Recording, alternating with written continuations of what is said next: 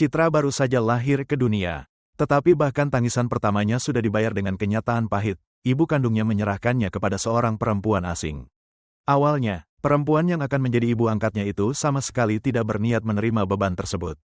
Namun setelah dibisikkan tentang seseorang yang bisa menjadi sandaran di masa tua, tentang seorang anak yang kelak bisa merawat dan menemaninya, perempuan itu akhirnya setuju. Tak seorang pun menyangka bahwa keputusan penuh perhitungan tersebut justru akan membuka pintu menuju kehidupan yang penuh kepahitan dan belenggu. Tumbuh di tengah pukulan dan makian, Citra tak pernah mengenal indahnya masa kanak-kanak. Ketika anak-anak lain bisa bermain dan menikmati makanan yang mereka sukai, ia justru terus bekerja di balik 4 dinding rumah, tanpa bayaran, seperti mesin yang hanya tahu bertahan. Semakin dewasa, Citra semakin menyadari bahwa dirinya bukanlah anak angkat, melainkan hanya seorang pelayan yang diperas tenaganya sampai habis. Setiap luka di tubuhnya menambah lapisan kepahitan di dalam hatinya. Namun, sebagai seorang anak yang tak punya tempat untuk berlindung, kemana lagi ia harus pergi selain menggigit bibir dan terus bertahan? Ketika tumbuh menjadi gadis cantik, kehidupan Citra kembali jatuh ke dalam tragedi lain. Kecantikannya justru dimanfaatkan oleh ibu angkatnya untuk menarik pelanggan ke tempat usahanya. Di balik tatapan tenangnya, ada jiwa yang telah mati rasa, terbiasa kehilangan hak untuk menentukan jalan hidupnya sendiri. Di tengah keterpurukan itu, Peter muncul. Kebaikan Peter pada saat yang tepat terasa seperti cahaya kecil yang menghangatkan hati Citra yang telah lama membeku. Malam itu, Citra memberanikan diri meninggalkan semuanya demi mengejar kebebasan kecil yang selama ini ia dambakan. Namun kenyataan kejam segera menariknya kembali ketika ibu angkatnya muncul dan mempermalukannya dengan kekerasan tepat di depan Peter. Saat itu, yang muncul bukan hanya ketakutan, tetapi keputusasaan yang mendalam, karena hal yang paling menakutkan bukanlah rasa sakit dari pukulan, melainkan kesadaran bahwa matahari akan tetap terbit esok hari dan ia masih harus kembali ke neraka yang sama. Citra pun memutuskan untuk pergi tanpa menoleh lagi, berpegangan pada Peter sebagai satu-satunya pelampung terakhir. Meski Peter bukanlah pria yang sempurna, ia sempat menahan diri sebelum mengikuti pikiran egoisnya. Dan hal itu menumbuhkan sedikit keyakinan dalam diri Citra bahwa dunia ini belum sepenuhnya kehilangan rasa kemanusiaan. Namun badai masih terus mengejarnya. Keesokan paginya, ibu angkatnya datang ke rumah Peter. Tiba-tiba ia berubah menjadi lembut dan manis. Bahkan menjanjikan makan bersama keluarga yang hangat untuk membujuk Citra pulang. Bagi seseorang yang selama 20 tahun kekurangan kasih sayang, janji seperti itu terlalu sulit untuk ditolak. Citra kembali terjebak dalam tipu daya. Di rumah itu, tak ada makan malam hangat yang menunggunya. Yang ada hanyalah teriakan penuh kebencian dan pukulan yang terus menghujani dirinya. Ketika ibu angkatnya menerobos masuk ke kamar dan menghancurkan ruang pribadi terakhir yang dimilikinya, Citra tak lagi menangis. Di matanya, rasa takut telah berubah menjadi ketegaran yang dingin. Ia sadar, jika terus bertahan di sana, selamanya ia akan menjadi budak nasib. Tujuannya bukan hanya untuk pergi, tetapi juga mengambil kembali lonceng kecil, satu-satunya kenang-kenangan yang ditinggalkan ibu kandungnya. Sekaligus satu-satunya benang tipis yang menghubungkannya dengan asal-usulnya. Dalam pergulatan sengit itu, takdir berubah ketika Peter tanpa sengaja membuat ibu angkatnya jatuh dari tangga. Berdiri di hadapan perempuan yang telah mengubah masa kecilnya menjadi mimpi buruk. Citra tidak meminta pertolongan. Ia memilih pergi dan membuat tempat kejadian seolah-olah berbeda dari kenyataan. Dari seorang korban yang tak berdaya, batas itu pun terhapus. Citra mulai menapaki jalan balas dendam. Bukan karena ingin diselamatkan, tetapi karena rasa iba di dalam dirinya sudah lama habis. Untungnya, di dalam kotak kenangan itu ternyata tersimpan beberapa perhiasan emas. Benda-benda itu bukan sekadar harta, tetapi tiket untuk membawanya keluar dari tempat yang selama ini menjadi penjara.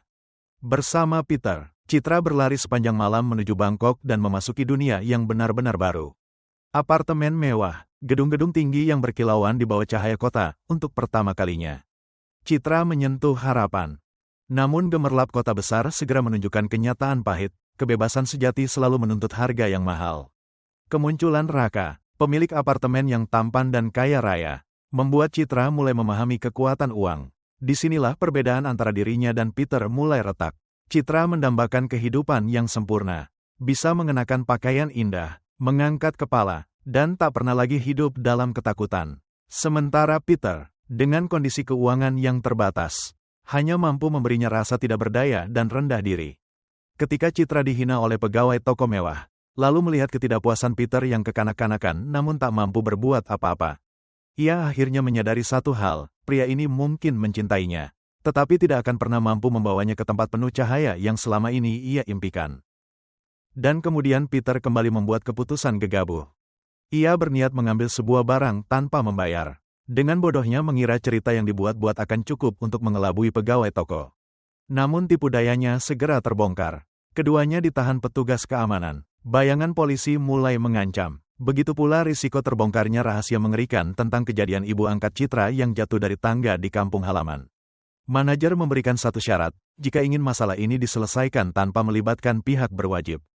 Mereka harus membayar ganti rugi dalam jumlah sangat besar. Bagi dua orang yang hampir tak punya uang, jumlah tersebut seperti tembok batu yang menghancurkan seluruh harapan. Citra kembali tenggelam dalam keputusasaan. Ia sempat mengira Bangkok adalah surga yang akan membebaskannya. Tetapi ternyata dirinya hanyalah anak domba yang masuk ke sarang harimau dan terpojok tanpa jalan keluar. Sekali lagi, ia harus mengorbankan dirinya dan harga dirinya demi mendapatkan kesempatan untuk bertahan hidup. Setelah melewati kejadian itu, tatapan Citra berubah sepenuhnya. Antusiasme polos ketika pertama kali tiba di kota gemerlap telah berubah menjadi abu. Yang tersisa adalah Citra dengan luka, rasa malu, dan ketidakberdayaan yang mendalam. Harga yang harus ia bayar terlalu mahal akibat tindakan gegabah Peter.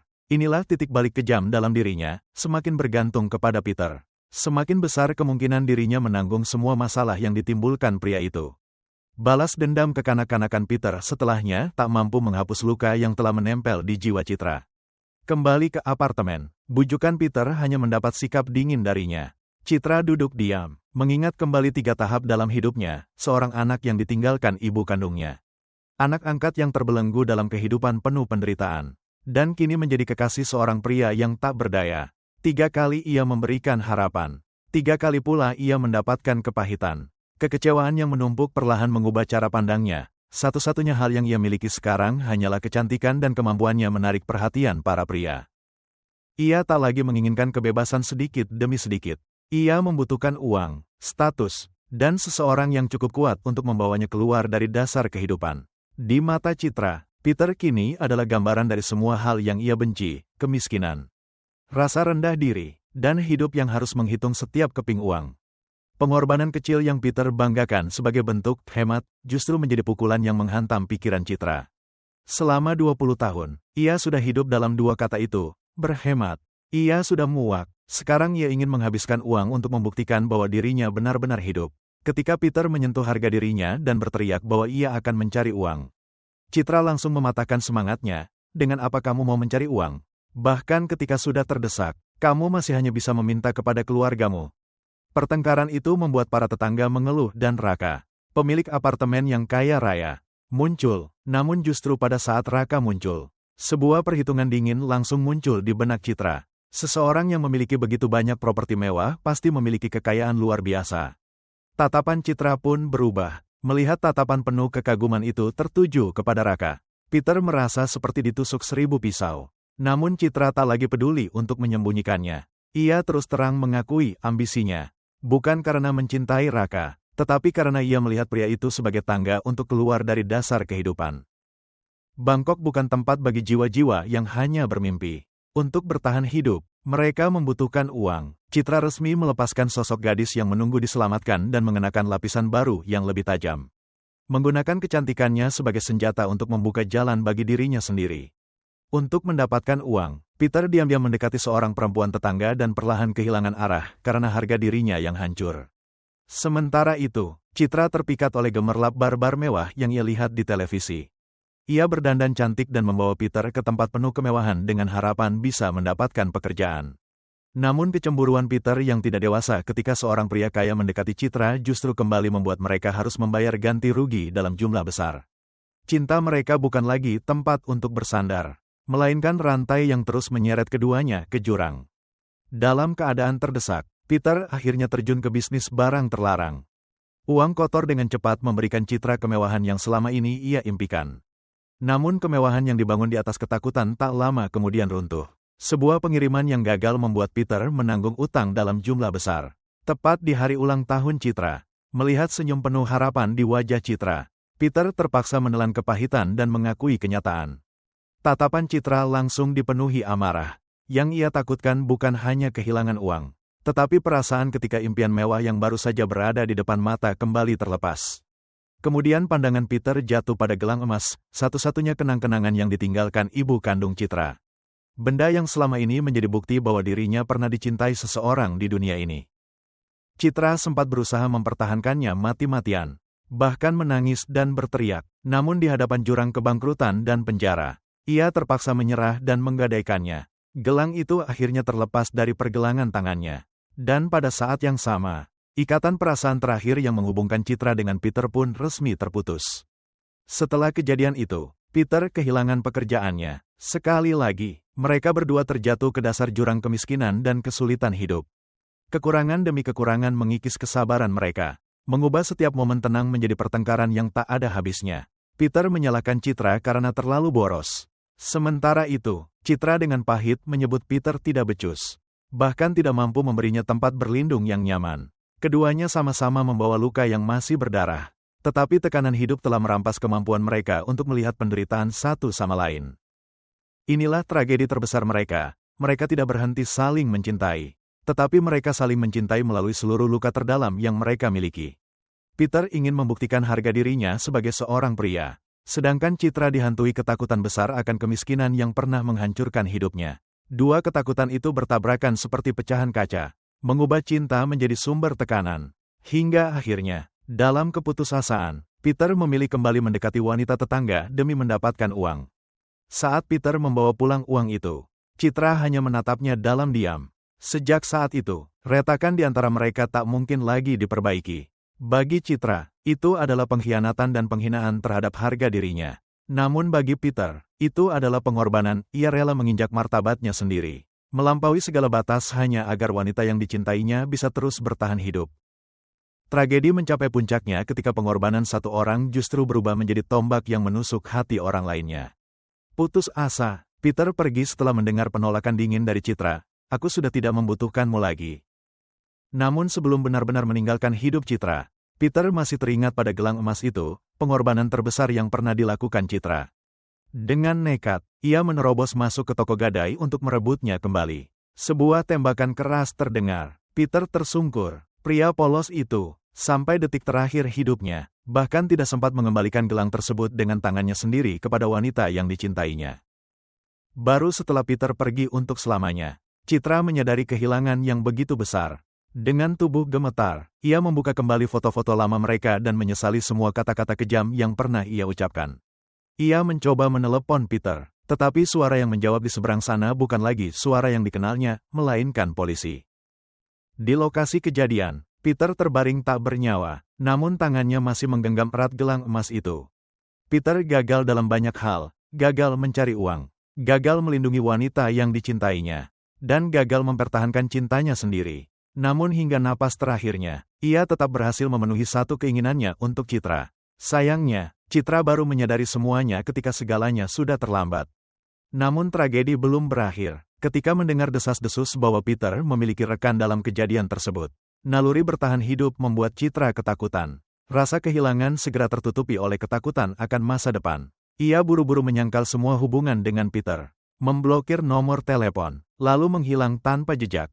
Itu menjadi titik balik yang kejam dalam hidup Citra. Saat melangkah pergi, ia bukan lagi gadis polos yang mendambakan kebahagiaan, melainkan sosok yang dibentuk oleh kehilangan, ketakutan, dan luka yang tak pernah sembuh. Setiap kali hidup memojokkannya, ia membangun lapisan pelindung baru yang semakin dingin di sekeliling hatinya. Kekosongan yang ditinggalkan Peter kini bukan hanya berisi penyesalan, tetapi juga benih-benih penderitaan yang mulai tumbuh. Saat kembali ke apartemen yang sepi, pintu yang tertutup menjadi tanda bahwa ia akhirnya runtuh. Citra menangis terseduh-seduh karena kesepian yang begitu mutlak. Ketika malam tiba, mimpi buruk tentang tubuh Peter yang dingin terus menghantui tidurnya. Dalam kepanikan yang luar biasa, tanpa sadar ia membuka daftar kontak dan berhenti pada nama Raka, pemilik apartemen yang diam-diam mencintainya selama ini.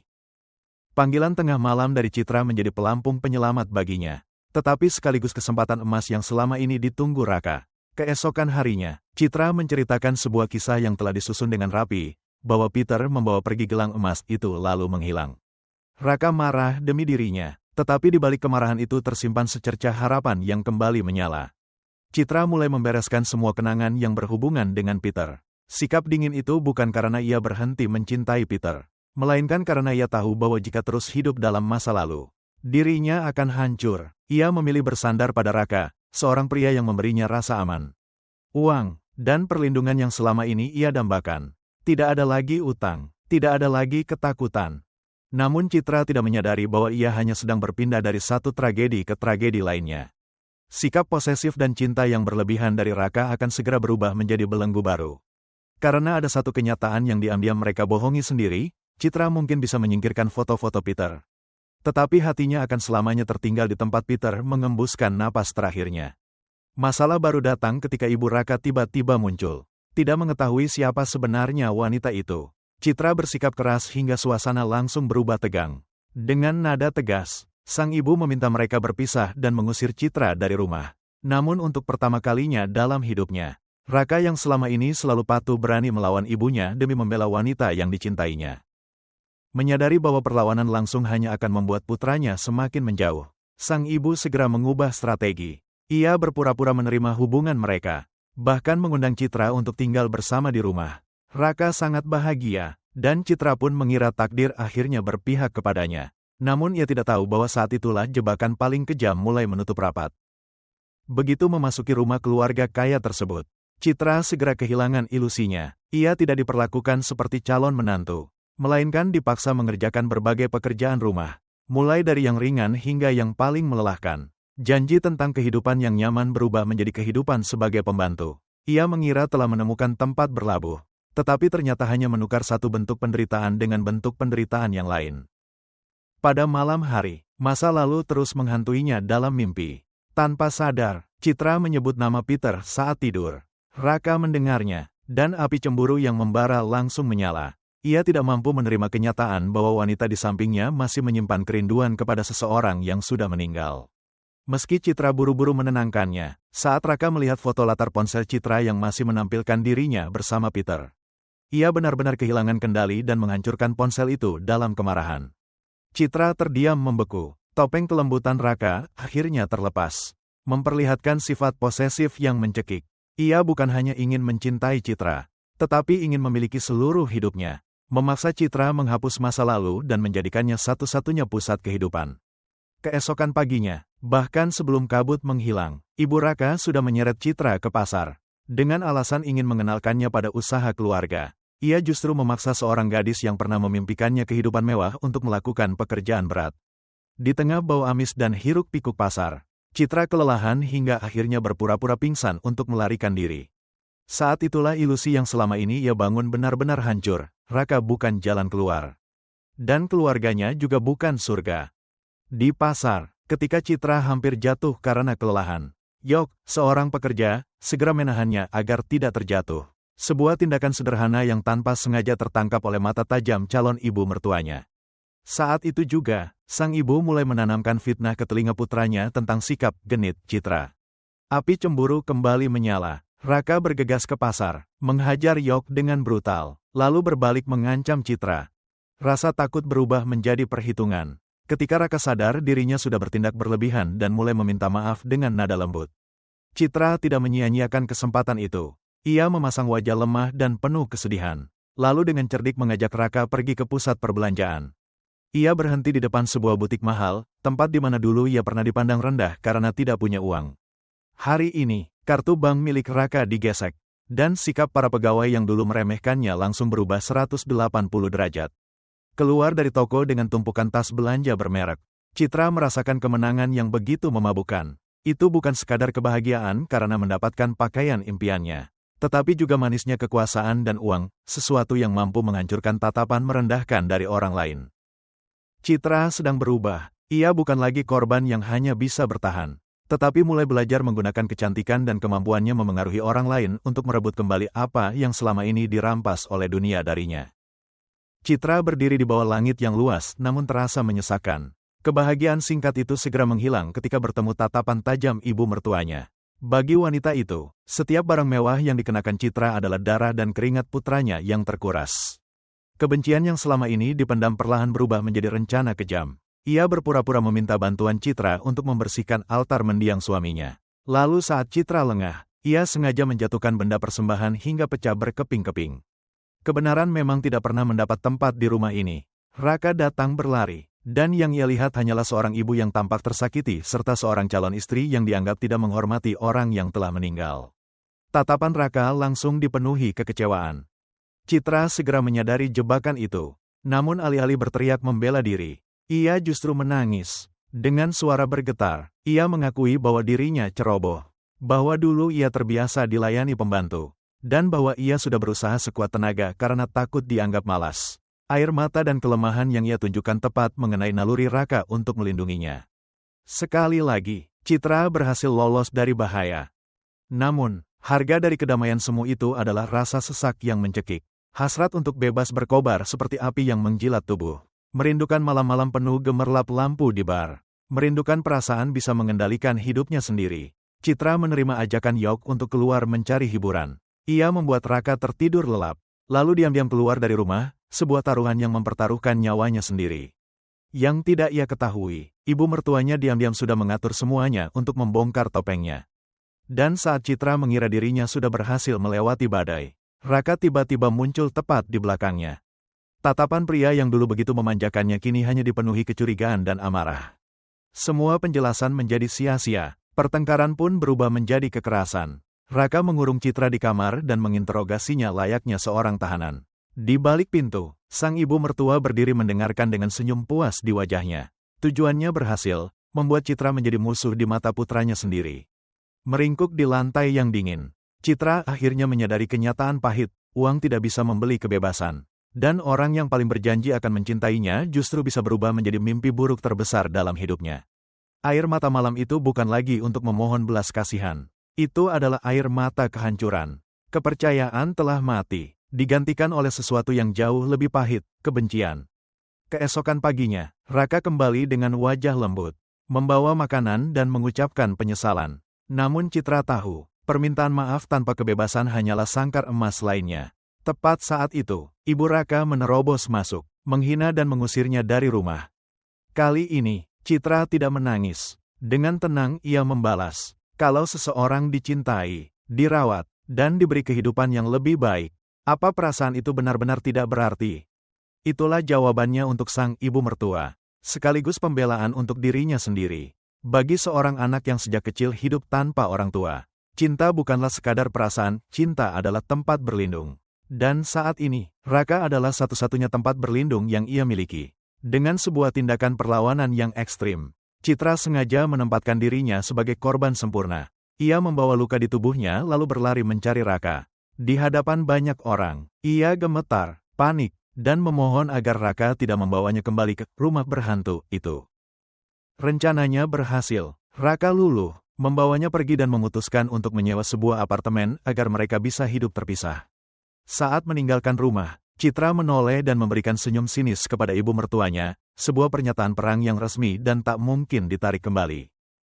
Apartemen sendiri, kebebasan, dan sebuah lamaran dari Raka. Ia mengakui kekurangannya, termasuk beberapa kali kehilangan kendali. Tetapi dengan sungguh-sungguh ingin Citra menemaninya seumur hidup. Citra mengangguk, orang lain mungkin menganggapnya bodoh. Tetapi bagaimana mereka bisa memahami perasaan seseorang yang tidak punya keluarga, tidak punya uang, dan tidak punya tempat untuk pulang? Kalimat, "Aku memilihmu," dari Raka saat itu terasa seperti pelampung yang menyelamatkannya. Menghapus semua rasa takut. Namun, tragedi selalu mengintai orang yang sedang berada di titik terendah. Suatu hari, saat Raka pergi bekerja, ibunya sengaja menyuruh seorang pembantu mengantarkan barang ke apartemen. Citra yang polos menyambutnya, tepat ketika sang pembantu berpamitan di depan pintu.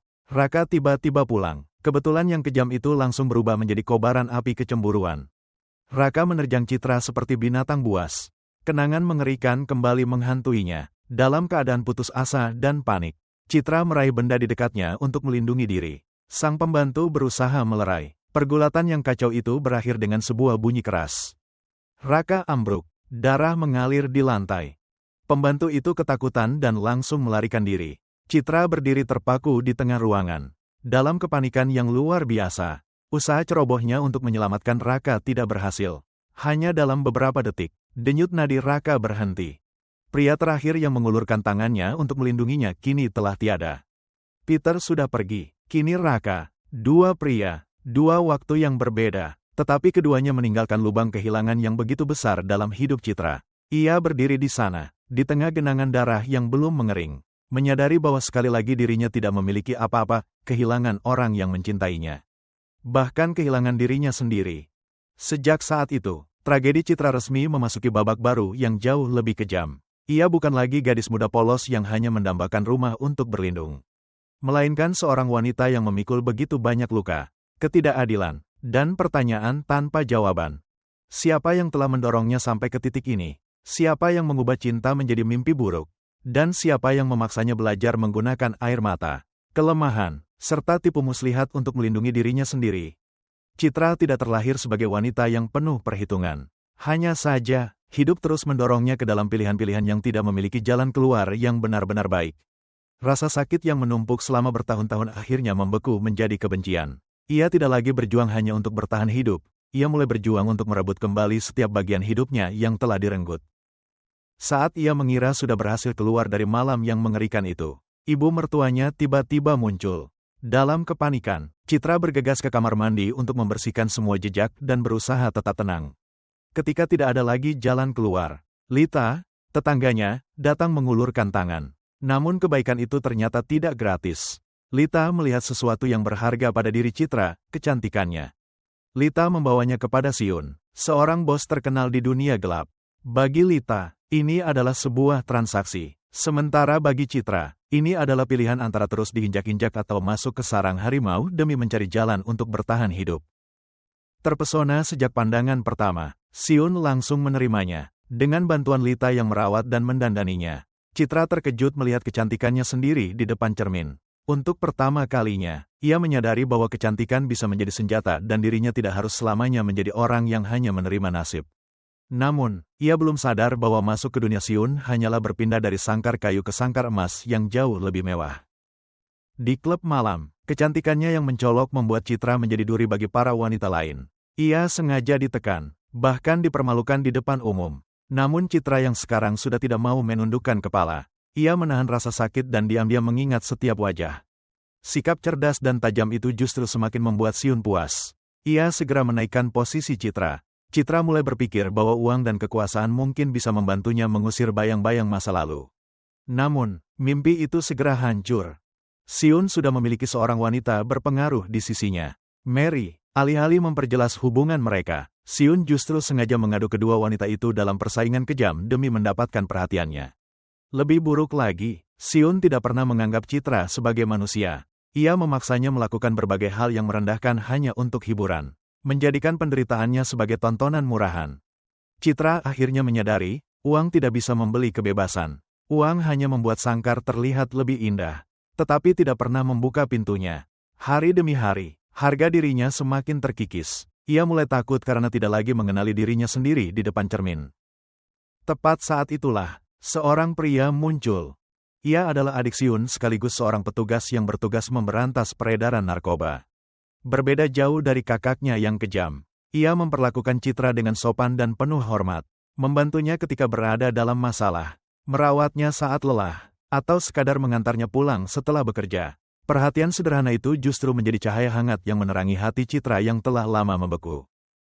Citra mulai kembali menaruh harapan. Namun, ia tidak menyangka bahwa petugas itu datang dengan sebuah misi. Ia telah lama menyelidiki Siun, tetapi kekurangan bukti penting, dan Citra adalah mata rantai yang sangat dibutuhkannya. Ia meminta Citra menjadi mata-mata di dalam kelompok Siun. Namun yang benar-benar menggoyahkan hati Citra bukanlah misi tersebut, melainkan keyakinannya bahwa dia percaya Citra masih orang baik. Kalimat itu menyentuh sisi kemanusiaan terakhir yang masih tersisa dalam diri Citra. Citra mengangguk. Misi pertamanya adalah diam-diam memasang alat perekam dalam sebuah transaksi rahasia. Di tengah pesta yang kacau, ketika Siun menjadikan dirinya dan Mary sebagai bahan lelucon, Citra memanfaatkan perhatian semua orang sebagai kesempatan. Saat berpura-pura membungkuk untuk mengambil tas, ia dengan cepat memasang alat tersebut di tempat yang strategis. Dari luar, ia tetap tersenyum seolah patuh. Tetapi di dalam hati, Citra tahu bahwa dirinya bukan lagi seseorang yang hanya bisa menerima keadaan. Ia sedang mencari jalan untuk keluar. Di tengah malam yang sunyi, Citra menelepon sang inspektur, bukan untuk melapor, melainkan untuk mencari sedikit sandaran emosional. Kedekatan itu tanpa sengaja menimbulkan kecurigaan dalam diri Siun. Demi melindungi diri, Citra terpaksa berbohong bahwa sang inspektur menyukainya. Tetapi sudah ditolaknya, sebuah kebohongan yang menunjukkan betapa dalam dirinya telah terjebak di antara tipu daya dan bahaya. Masalah muncul ketika informasi tentang sebuah pertemuan bocor, membuat banyak mata rantai dalam jaringan kriminal berhasil dibekuk. Badai kecurigaan Siun pun langsung mengarah kepada Citra. Ketika kematian seolah sudah di depan mata, sang inspektur datang tepat waktu dan membuat skenario sempurna dengan mengalihkan kesalahan kepada anak buah bos kriminal lain. Citra berhasil lolos dari kematian dan dibawa ke rumah sakit karena kelelahan. Setelah melewati batas antara hidup dan mati, satu-satunya hal yang masih membuatnya bertahan adalah kenangan tentang mantan kekasihnya. Berpegang pada harapan tipis bahwa Bayuk mungkin pernah dibawa ke rumah sakit tepat waktu. Ia mengemasi barang-barangnya dan kembali ke tempat lama. Namun, yang menunggunya hanyalah sebuah batu nisan dan kenyataan pahit, pria itu telah lama meninggal. Semua harapan Citra runtuh, masa lalu dan masa kini seolah sama-sama telah tertutup. Tak berhenti sampai di situ. Warga desa mulai bergosip dan mengancam akan melapor kepada polisi. Memaksa Citra kembali melarikan diri. Tak punya tempat untuk pergi, Citra akhirnya menemui sang inspektur dalam keputusasaan. Ia menghiburnya dan berjanji akan menghapus masa lalunya serta memberinya identitas baru agar bisa memulai hidup kembali. Sebagai gantinya, Citra harus terus menyusup sebagai mata-mata. Karena tak punya pilihan lain, Citra mengangguk. Ia sama sekali tidak menyadari bahwa dengan menyetujui untuk terus melangkah, ia baru saja membuka pintu menuju jebakan yang jauh lebih rumit dan kejam. Kembali berada di sisi Siun, Citra harus membuktikan kemampuannya. Siun menempatkan Citra dan Mary dalam sebuah persaingan hidup dan mati. Siapa yang berhasil menjalankan tugas lebih baik akan mendapatkan posisi sebagai nyonya utama. Bagi Citra, ini bukan sekadar perebutan status, melainkan satu-satunya perisai yang bisa memberinya suara dan keamanan. Citra menang, tetapi kemenangan itu justru langsung membangkitkan kebencian Mary. Mary diam-diam merencanakan untuk menjebaknya, tetapi gagal. Citra memaksa pelaksana rencana tersebut mengungkap siapa dalangnya. Citra sempat percaya Siun akan membelanya, tetapi jawaban pria itu justru menyiramnya dengan kenyataan pahit. Urusan dua perempuan yang saling bertikai sama sekali tidak penting baginya. Ia hanya melihat Citra sebagai bidak yang sudah berada di bawah kendalinya. Tak mau menyerah, Citra memanfaatkan harga diri Siun untuk memaksanya mengusir Mary dari klub malam. Berdasarkan aturan kejam di tempat itu, orang yang diusir hampir tidak mungkin mendapatkan akhir yang baik. Namun, masih menyisakan sedikit rasa kemanusiaan. Citra memilih memberi Mary kesempatan untuk hidup. Sebagai balasannya, Mary justru melampiaskan seluruh kebenciannya kepada Citra. Tepat saat itu, sang inspektur kembali muncul. Ia membawa Mary pergi dan menawarkan kerjasama untuk menjatuhkan Siun, sekaligus mengungkap kebencian yang telah tumbuh sejak masa kecil di antara kedua saudara itu. Sang inspektur selalu hidup di bawah bayang-bayang Siun dan sangat ingin mengalahkan kakaknya dengan cara apapun. Citra dengan pahit menyadari bahwa dirinya tidak pernah menjadi seseorang yang istimewa di hati pria itu. Semua kata-kata penghiburan, perhatian, dan janji masa depan yang selama ini ia genggam erat seperti pelampung ternyata hanyalah langkah-langkah yang telah diperhitungkan dengan matang. Jika Siun kejam tetapi terus terang karena tidak pernah berpura-pura mencintainya, sang inspektur justru memberinya harapan untuk dimengerti. Lalu dengan kejam menjadikannya alat.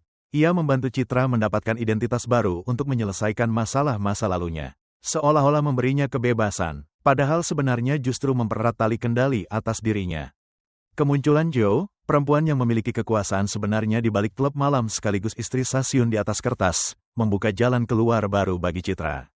Menyadari bahwa Jo memiliki perasaan kepadanya, Citra segera memanfaatkan kesempatan itu. Ia diam-diam merekam percakapan penting antara Jo dan Siun lalu menyerahkannya kepada sang inspektur.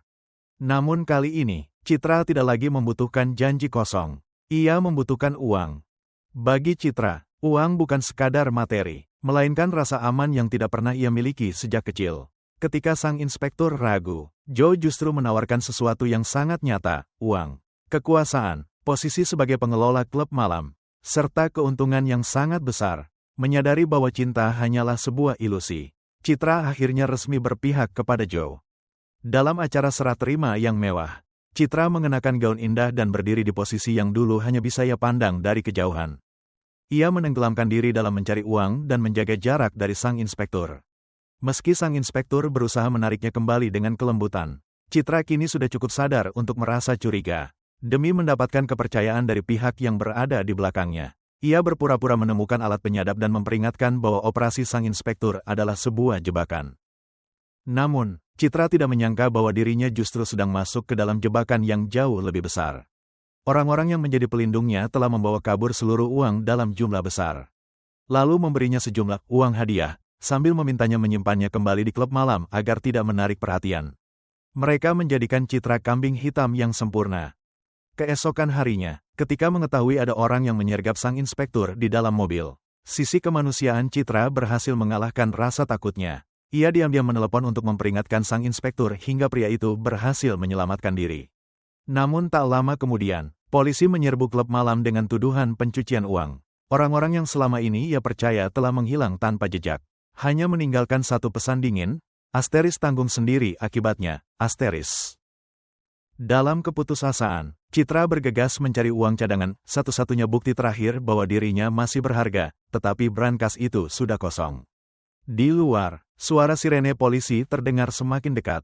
Ia ditangkap dan dibawa ke kantor polisi. Lalu dengan pahit menyadari bahwa dirinya tidak pernah benar-benar lepas dari takdir sebagai sebuah bidak, didorong ke garis depan ketika dibutuhkan.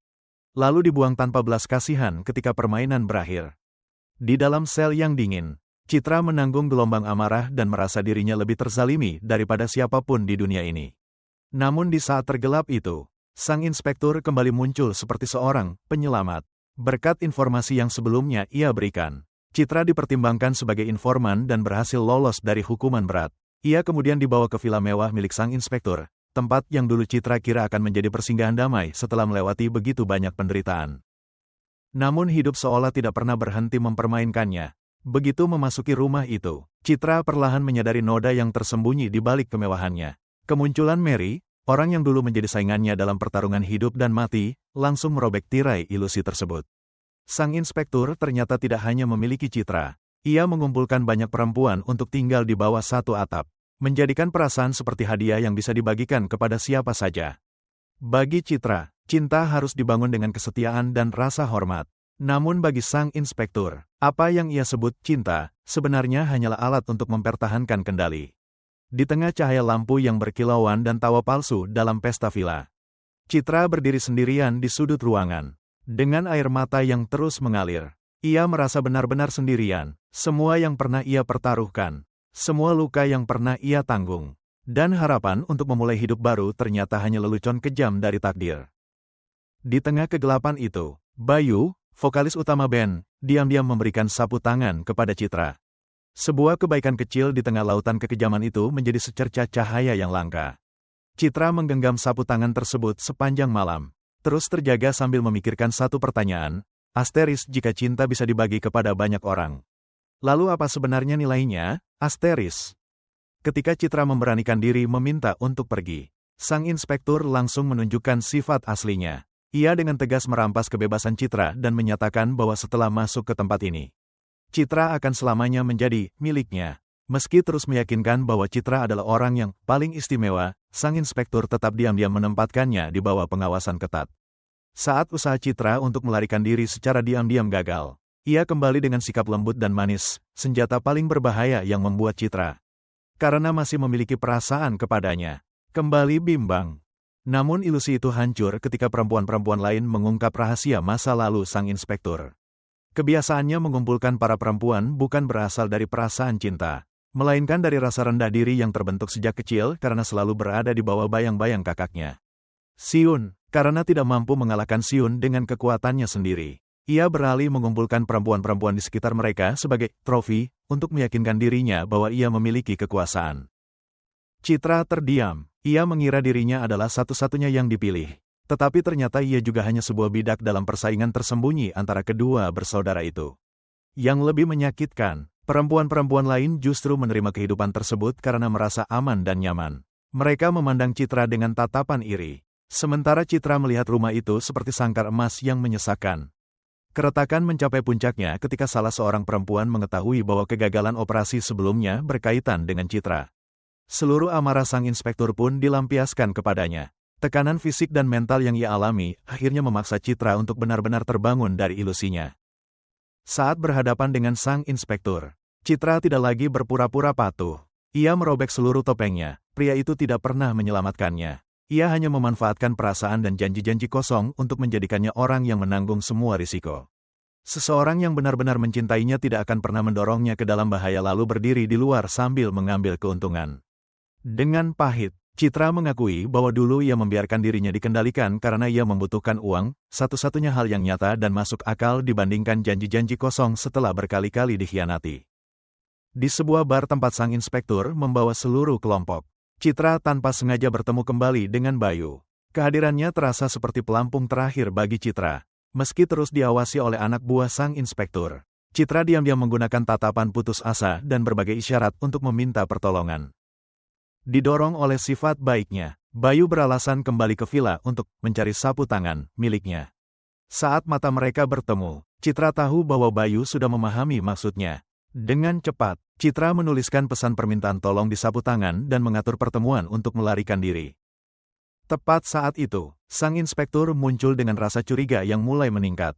Citra segera merendahkan diri dan berpura-pura menjadi penggemar kecil yang sedang mengagumi idolanya. Dengan cerdik, ia menggunakan sikap patuh untuk menghilangkan kewaspadaan pria itu. Namun begitu sang inspektur membalikkan badan dan pergi, ekspresi patuh di wajah Citra langsung menghilang. Berganti menjadi tatapan dingin dan penuh tekad. Ia tahu, ini adalah satu-satunya kesempatan, sekaligus pertaruhan terakhir dalam hidupnya. Malam pun tiba, menyelimuti villa mewah yang dingin itu dengan kegelapan yang sunyi. Citra diam-diam mempersiapkan pelarian. Ia tahu setiap sudut tempat ini, kamera tersembunyi, sistem keamanan ketat di gerbang utama, hingga harga yang harus dibayar jika gagal. Namun kali ini, setelah terpojok sampai tidak punya jalan lain, ia tidak mau mundur. Ketika suara alarm memecah kesunyian, Citra tidak menoleh ke belakang. Ia berlari menuju gerbang dengan putus asa, meninggalkan semua yang menghalangi langkahnya demi melewati batas terakhir sangkar emas itu. Tepat di luar gerbang, Bayu sudah menunggunya. Mobil itu melaju kencang di tengah malam, meninggalkan villa gelap tersebut di belakang. Citra berhasil melarikan diri, tetapi yang ia bawa bukan hanya kebebasan, melainkan juga hati yang penuh luka. Namun pelarian pertamanya berakhir gagal. Citra meremehkan kekuasaan sang inspektur. Hanya dengan beberapa panggilan telepon, pria itu dengan mudah mengerahkan polisi untuk menghadang semua jalan, memaksanya kembali dengan hati yang hancur. Yang lebih mengerikan daripada hukuman fisik adalah cara pria itu memanipulasi pikirannya. Ia tidak marah, justru mengenakan wajah lembut yang palsu, memberikan cincin dan melamarnya. Namun di balik cincin itu ada tuntutan yang tidak masuk akal. Hubungan mereka harus dirahasiakan dan Citra tidak boleh mengungkapkannya kepada siapapun. Citra segera memahami kenyataannya. Cinta yang diberikan pria itu hanyalah alat kontrol yang sangat halus. Demi bertahan hidup, ia mengubah strateginya. Ia berpura-pura patuh, mengakui kesalahan dan memainkan peran sebagai perempuan yang benar-benar telah tunduk. Itu bukanlah penyerahan diri, melainkan naluri bertahan hidup seekor mangsa yang sedang menunggu kesempatan untuk berubah menjadi pemburu. Selama menjalani hari-hari penuh kesabaran itu, Citra menemukan kenyataan yang menjijikkan. Cincin yang ada di tangannya ternyata tidak istimewa sama sekali. Semua perempuan lain di villa juga memiliki cincin serupa, disertai janji-janji cinta yang terus diulang seperti naskah yang sudah diprogram. Citra tidak pernah menjadi satu-satunya. Ia hanya salah satu bidak dalam koleksi sang inspektur. Sikap ceroboh pria itu justru tanpa sengaja menyatukan mereka. Para perempuan yang sebelumnya menganggap satu sama lain sebagai saingan mulai menyadari bahwa mereka memiliki musuh yang sama. Citra tahu bahwa ia tidak bisa bertindak sendirian. Ia memanfaatkan rasa iri dan ketidakpuasan mereka untuk memulai perlawanan. Awalnya, Mary yang penuh kesombongan menolak bekerja sama. Namun provokasi Citra yang terus-menerus, ditambah keberpihakan sang inspektur yang terang-terangan, akhirnya mengubah rasa iri menjadi jembatan. Mary setuju untuk membujuk perempuan-perempuan lainnya. Kesempatan datang pada hari Jumat, ketika band di luar mulai bernyanyi. Para perempuan sudah menyiapkan pakaian, uang, dan makanan. Mereka membuat keributan seolah sedang bertengkar karena cemburu untuk mengalihkan seluruh perhatian para penjaga. Menciptakan celah bagi Citra untuk melarikan diri. Saat berhasil melewati pintu itu, para perempuan yang masih tinggal akhirnya bisa bernapas lega. Mereka tidak merasa kecewa, karena setelah berhasil keluar dari sangkar tersebut, Citra menjadi bukti nyata bahwa masih ada harapan bagi mereka semua. Citra kemudian mencari Bayu. Kali ini, ia tidak mencari cinta. Ia hanya membutuhkan tempat untuk bersembunyi. Bayu tidak banyak bertanya dan tidak memanfaatkan kelemahannya. Ia memberikan kamar kepada Citra, sementara dirinya sendiri tidur di ruang tamu. Kebaikan yang begitu sederhana namun terasa mewah itu untuk pertama kalinya membuat Citra merasa dihargai sebagai seorang manusia. Keesokan paginya, Bayu mengajaknya pulang untuk bertemu dengan ibunya. Dengan kepekaan dan kemampuan beradaptasi, Citra pandai mengganti pakaiannya dan menyembunyikan masa lalunya demi mendapatkan simpati sang ibu. Rumah yang terasa seperti tempat berlindung akhirnya seolah sudah begitu dekat ketika ibu Bayu menyambutnya dengan hangat dan mengajaknya berbelanja. Namun bayang-bayang sang inspektur tetap mengejarnya. Ia mendapat informasi, datang langsung ke tempat itu, lalu menunjukkan foto-foto masa lalu Citra untuk menghancurkan citranya di mata ibu Bayu. Rasa pahit dan bersalah memenuhi hati Citra. Ia memutuskan pergi agar Bayu tidak ikut terseret ke dalam tragedi. Namun Bayu menahannya. Sebagai seseorang yang berpikiran jernih, ia memahami bahwa orang kejam dan berkuasa seperti sang inspektur hanya takut pada satu hal, sorotan publik. Bayu kemudian menghubungi Nata, seorang jurnalis investigasi yang sedang mengumpulkan bukti korupsi dan suap sang inspektur. Dari sebuah pelarian yang awalnya hanya bersifat pasif, mereka mengubah keadaan menjadi sebuah operasi untuk membongkar sang penjahat. Bayu sengaja membawa ibunya pergi, meninggalkan Citra sendirian di rumah dengan gerbang yang tidak dikunci. Benar saja, dua orang bertopeng masuk, menyergap, lalu membawanya pergi. Namun sang inspektur tidak tahu bahwa seluruh proses penculikan itu telah direkam oleh kamera milik Nata. Setelah dibawa kembali ke villa, Citra dan para perempuan lainnya tidak mau lagi diam. Ketika sang inspektur lengah, mereka bekerja sama untuk melumpuhkannya. Pria yang dulu memegang kendali atas hidup dan mati orang lain kini terbangun dalam ketakutan. Tergesa-gesa berjanji dan memohon. Namun para perempuan tidak pergi dengan tangan kosong. Mereka membagi barang-barang berharga di rumah itu sebagai kompensasi atas tahun-tahun penderitaan yang mereka alami. Ketika sang inspektur mengancam akan melaporkan mereka kepada polisi karena mencuri harta bendanya, Citra hanya membalas dengan senyum dingin, jika kasus ini dibuka, semua kejahatan korupsi dan manipulasi yang dilakukannya juga akan terungkap ke publik. Untuk pertama kalinya, kekuasaan sang inspektur benar-benar runtuh. Citra menggandeng para perempuan lainnya keluar dari villa. Kebusukan sang inspektur terbongkar di media, memberikan keadilan bagi para korbannya. Sebagai tanda terima kasih kepada Bayu, Citra memberinya sebuah jam tangan mahal yang diambil dari rumah sang inspektur. Setengah bercanda, ia mengatakan bahwa jam itu bisa dijadikan modal untuk memulai usaha. Sesuai kesepakatan, hubungan, pinjam sementara, di antara mereka berakhir sampai di sini. Namun Bayu tidak lagi ingin hanya berperan sebagai seorang teman, ia benar-benar telah jatuh cinta kepada Citra. Saat Bayu mengungkapkan perasaannya, Citra kembali terdiam. Kutukan dari masa lalunya tiba-tiba kembali menghantui pikirannya. Asteris setiap pria yang pernah mencintainya selalu berakhir meninggal. Ketakutan terhadap apa yang disebut kutukan pembawa sial bagi suami, menjadi belenggu tak kasat mata yang mengikat hatinya. Citra mencintai Bayu, tetapi justru karena cinta itu, ia mendorong Bayu menjauh, karena takut kegelapan dalam hidupnya kembali menelan pria yang telah memberinya cahaya. Meski Citra terus ragu, Bayu tidak menyerah. Ia berjanji akan terus mengejar Citra sampai hatinya benar-benar terbuka. Namun yang Citra inginkan saat ini bukanlah cinta romantis, melainkan sedikit ketenangan, sebuah rumah kecil di tepi laut, tempat ia bisa melepaskan semua ketakutan yang telah menghantuinya selama bertahun-tahun. Bayu membawanya ke sebuah pantai yang luas, di bawah langit yang terbentang tanpa batas. Mereka menikmati momen-momen bahagia seperti pasangan kekasih sungguhan. Namun Citra sadar bahwa ia tidak bisa terus melarikan diri. Ia memutuskan untuk menceritakan seluruh masa lalunya yang penuh luka, semua kehilangan, dan sifatnya yang selalu waspada. Berharap Bayu akan takut lalu pergi meninggalkannya. Namun yang ia terima justru bukan tatapan menghakimi, melainkan rasa iba yang mendalam. Untuk pertama kalinya, Citra bertemu seorang pria yang mencintainya tanpa syarat dan tanpa menuntut balasan. Kebaikan itu justru membuat hatinya semakin sakit. Karena bayang-bayang, kutukan takdir, masih terus menghantuinya. Saat Bayu mengendarai mobil pergi, Citra pecah dalam tangis. Di bawah cahaya lampu malam yang samar di tepi pantai, melihat pasangan-pasangan bahagia berlalu lalang. Untuk pertama kalinya ia mengakui bahwa dirinya juga ingin dicintai. Ia bertanya pada dirinya sendiri, bukankah semua kematian di masa lalu bukanlah kesalahannya?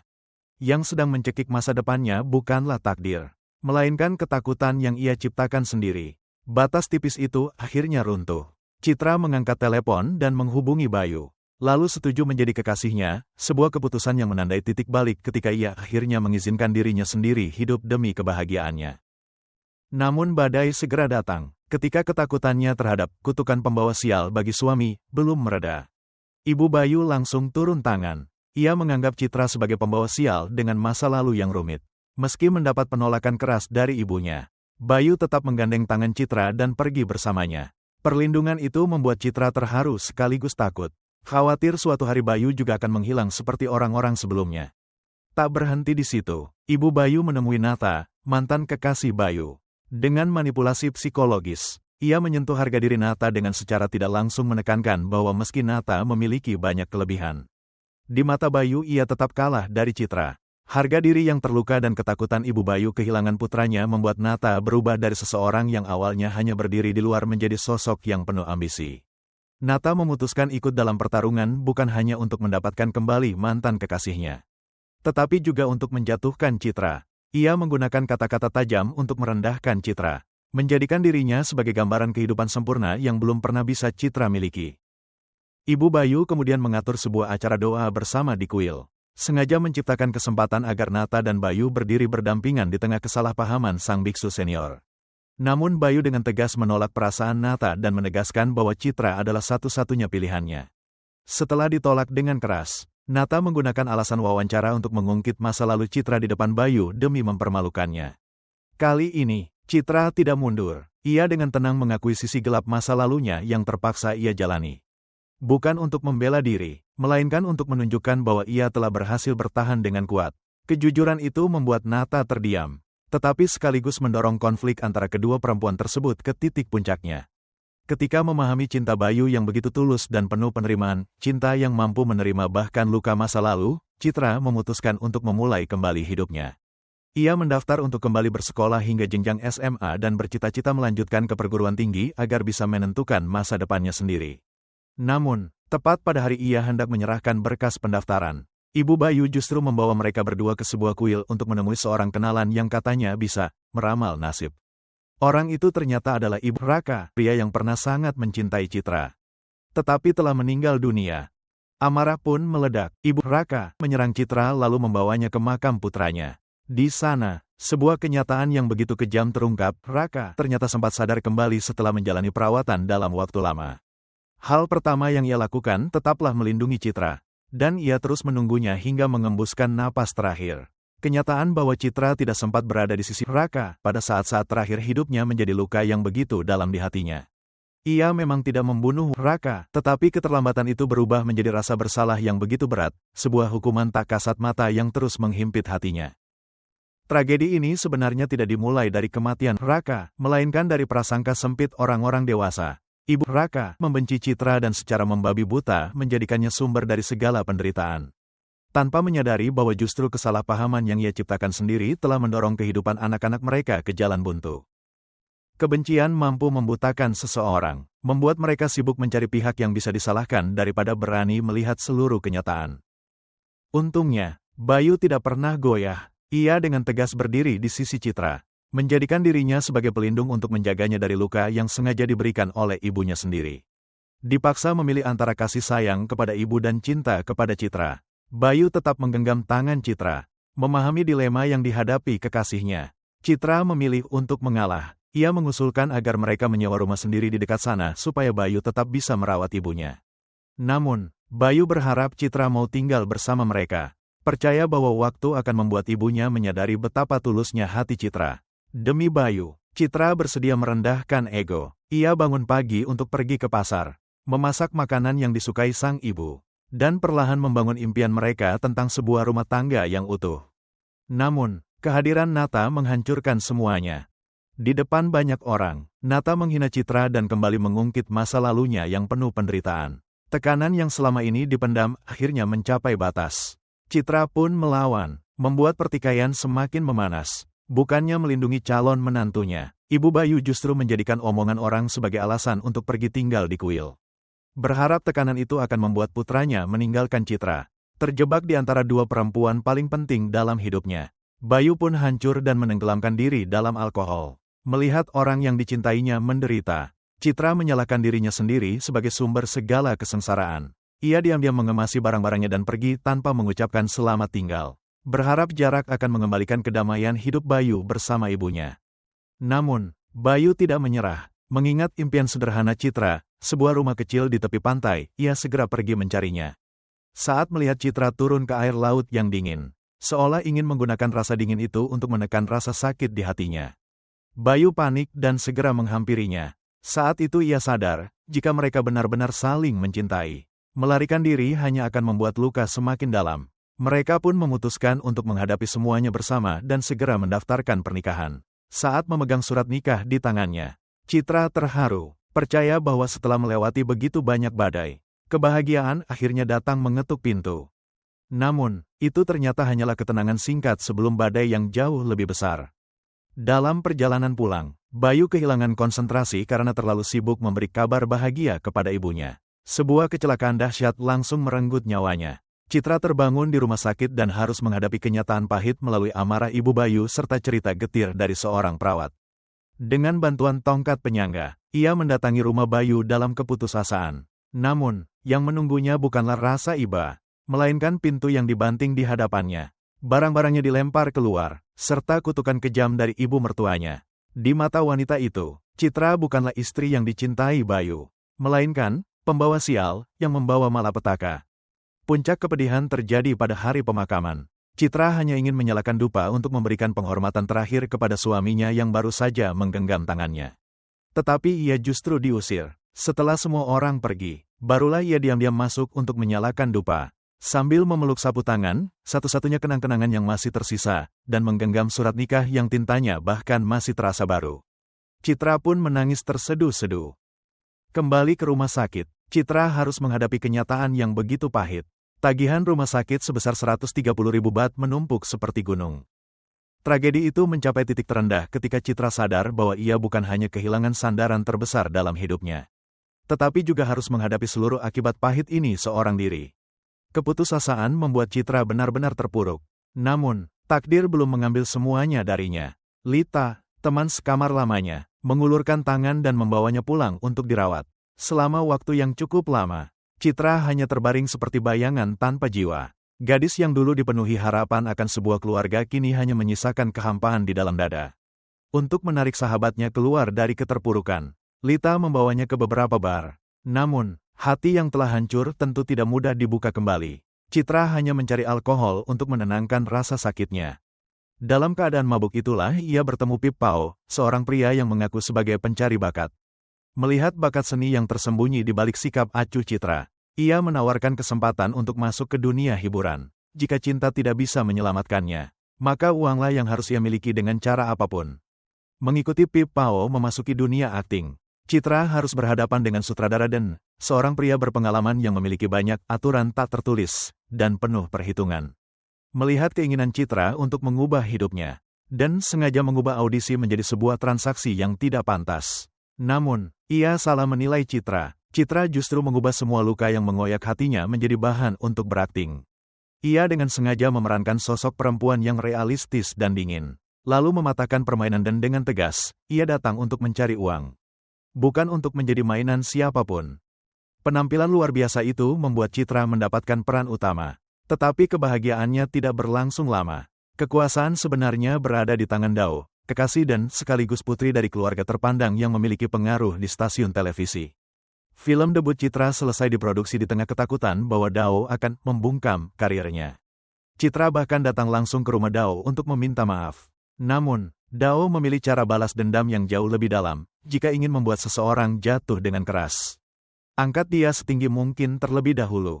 Film tersebut akhirnya tayang dan meledak, menjadikan Citra seorang bintang hanya dalam semalam. Tepat ketika berada di puncak popularitas, Dao mengaktifkan jebakannya. Ia membawa Natra, musuh lama Citra, ke sebuah acara televisi langsung untuk membongkar masa lalu Citra yang penuh masalah di hadapan publik. Terpojok, Citra meledak dalam kemarahan di depan kamera. Dao mengira dirinya telah menghancurkan lawannya. Tetapi ia tidak menyangka Citra justru melakukan serangan balik dengan kejujuran apa adanya. Dalam acara berikutnya, Citra tidak lagi berpura-pura menjadi korban. Ia mengakui semua kesalahannya, kegagalan dalam pernikahan, serta luka masa lalunya. Keberanian itu justru membalikkan opini publik dan membuat Citra mendapatkan simpati besar. Ledakan terakhir terjadi di pesta ulang tahun direktur stasiun televisi.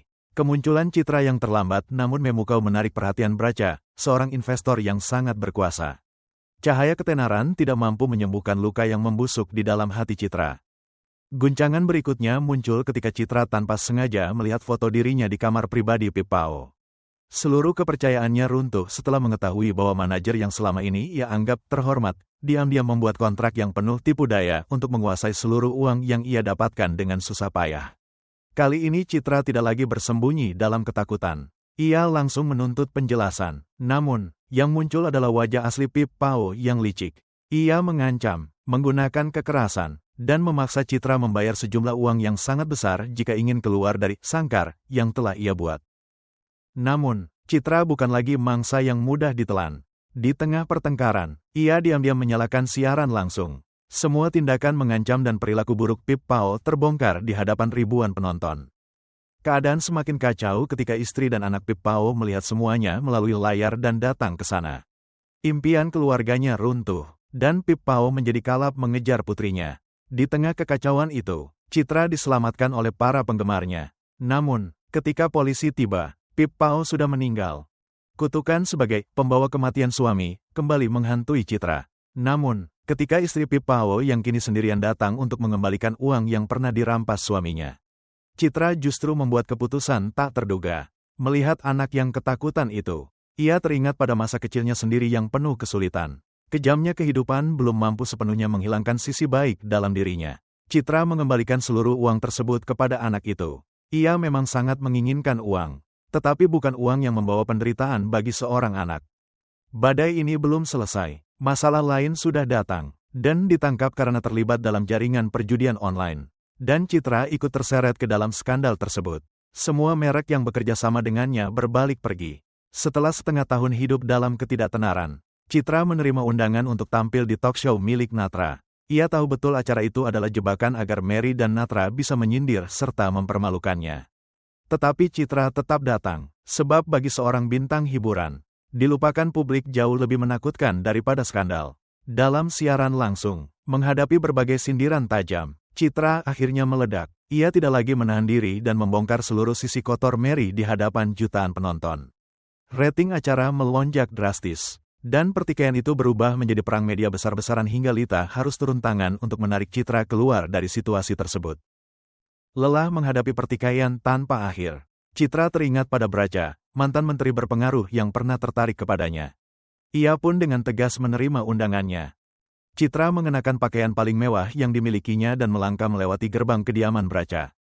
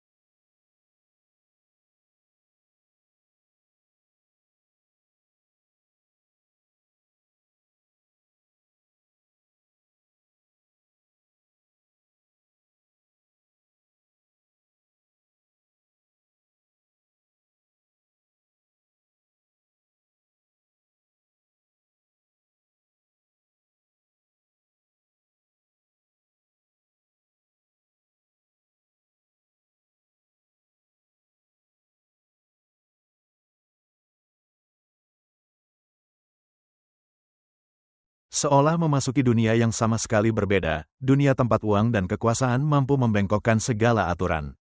Melalui sebuah permainan untuk menguji dirinya, Braca melihat Citra sebagai perempuan yang cerdas, pragmatis, sekaligus memiliki naluri yang kuat. Sementara Citra memahami satu hal, cinta hanya membawa luka, sedangkan status sosial adalah satu-satunya baju zirah yang tidak mudah ditembus.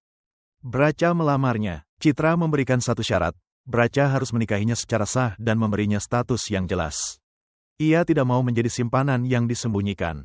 Braca dengan kejam memberikan surat cerai kepada istrinya yang sedang terbaring sakit parah di rumah sakit.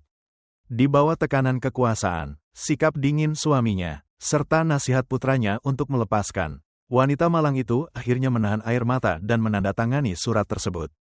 Citra resmi memasuki kalangan elit. Namun, harga yang harus dibayar untuk mendapatkan tiket itu adalah kehancuran dirinya sendiri. Ia tidak lagi hanya ingin bertahan hidup.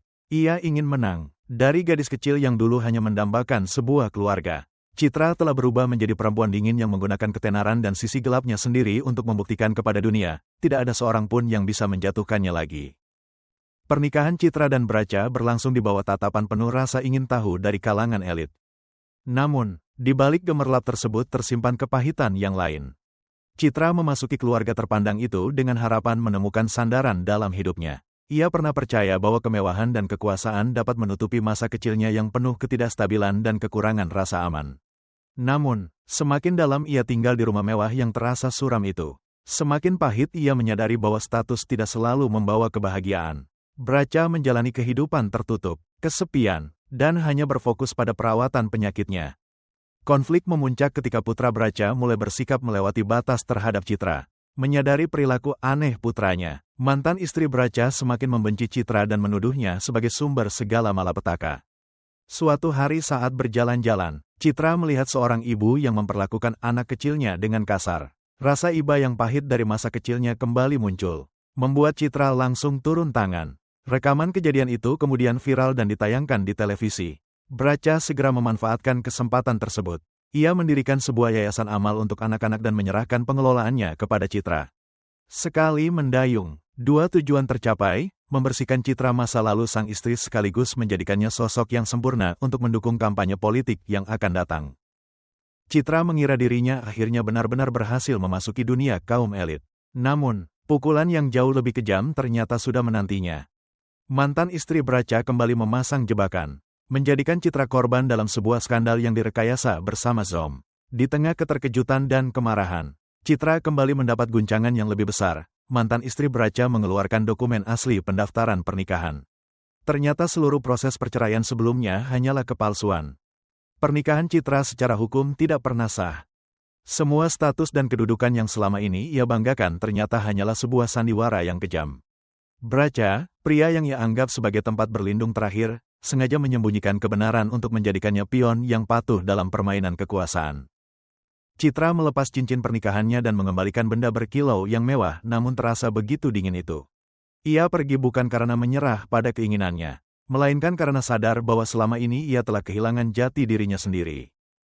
Citra kemudian mencari sahabat dekatnya, Lita, tetapi mendapati bahwa Lita sudah pergi ke luar negeri. Citra benar-benar sendirian di tengah kehidupan yang begitu luas. Tepat saat itu, Zom muncul dan berbisik bahwa Braca masih mencintainya sepenuh hati. Jika Citra mau kembali, semua masalah bisa diselesaikan. Dalam keadaan panik dan bimbang, Citra akhirnya luluh dan kembali. Braca menyatakan bahwa ia akan benar-benar mengakhiri hubungannya dengan mantan istrinya.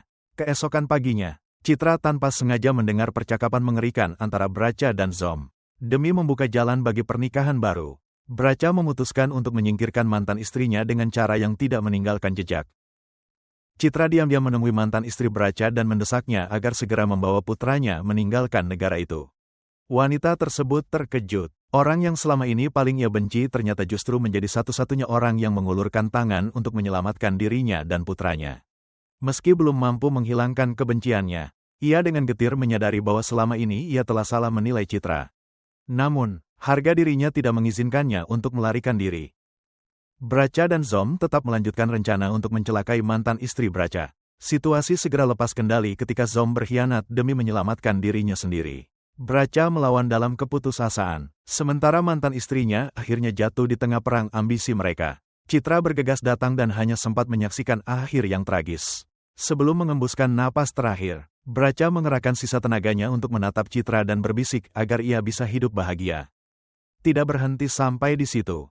Zom memaksa Citra menyembunyikan kejahatan tersebut karena mengira Citra sudah tidak memiliki jalan keluar. Namun, Zom tidak menyadari bahwa dirinya juga hanyalah pion yang sudah tidak berguna. Braca ternyata telah menyiapkan orang-orangnya untuk menyingkirkan Zom. Dan Zom akhirnya harus membayar semuanya dengan nyawanya sendiri. Rumor tentang takdir pembawa kematian bagi suami kembali menghantui nama Citra. Namun kali ini, tidak ada lagi yang tega menuduhnya sebagai perempuan pembawa kutukan. Karena di balik setiap kematian, ada rangkaian ambisi buta, kebohongan, dan pilihan salah yang dibuat oleh para pria itu sendiri. Setelah pemakaman, pembacaan surat wasiat pun digelar. Braca meninggalkan hampir seluruh kekayaannya kepada Citra. Putranya memilih untuk tidak mempermasalahkan warisan dan pergi dalam diam. Citra akhirnya mendapatkan semua yang dulu pernah ia impikan. Tetapi hatinya terasa kosong. Ia memutuskan kembali ke kampung halaman, tempat yang dulu mati-matian ingin ia tinggalkan. Di sanalah sebuah kebenaran mengejutkan terungkap. Ibu angkat yang selama ini Citra kira telah meninggal dalam kecelakaan ternyata masih hidup dan diam-diam mengawasinya dari kejauhan. Citra terdiam. Semua kebencian masa lalu berubah menjadi air mata yang pahit. Ia menawarkan diri untuk membawa ibu angkatnya pulang dan merawatnya. Tetapi wanita itu menolak karena luka batin di antara mereka masih terlalu dalam.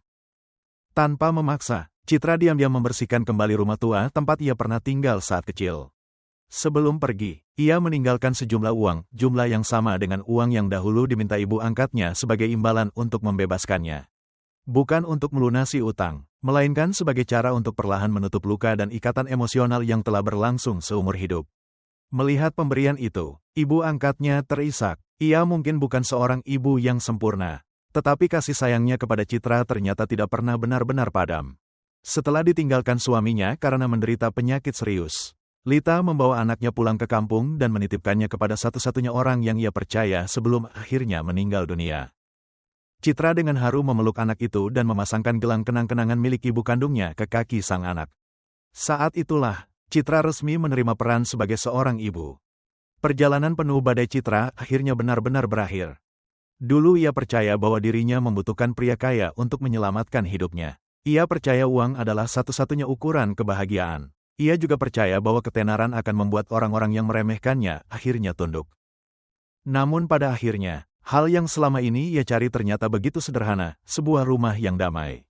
Hati yang tulus untuk mencintai, dan jiwa yang tidak lagi dibebani oleh kebencian.